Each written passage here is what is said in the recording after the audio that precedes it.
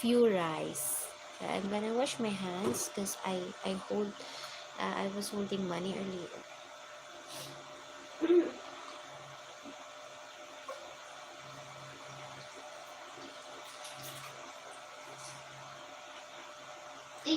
Let's open. Baby update. Baby is with daddy. They are eating. And ate is sleeping. Do you want breakfast na? Hindi pa. Mag-breakfast na?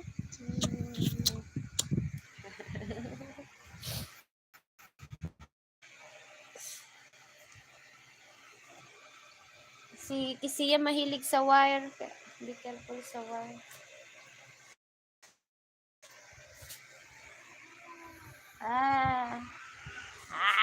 The girl who loves the wire. Una lang ipa sigurado. Linis pa ba ito?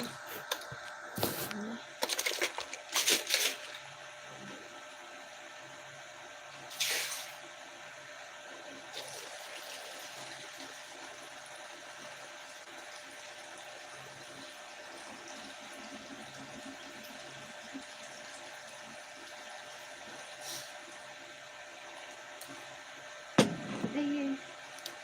Naisip ko nga kung may aircon, pang ano lang talaga siya.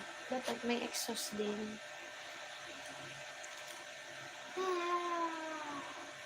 Yung bang nakaka-open-open ka ng bintana, kahit naka-aircon. Kasi maluluom kayo nung, ang air kasi niya, galing din sa labas. Yun nga, hindi lalabas. Ang pintuan lang naman yan ang sinang pinto pagbuksan. Dapat siya, may exhaust din siya. Halimbawa, mabukas kang pintong mga 1 minute or 30 seconds. Lalabas talaga yung lamig. Pero, ang point kasi niyan, ma-circulate siya. Hindi ka tipong iinit sa loob. Kasi may pinaikot kang hangin. Yan ang naisip ko kasi kami sa opisina. 2 aircon na malaki.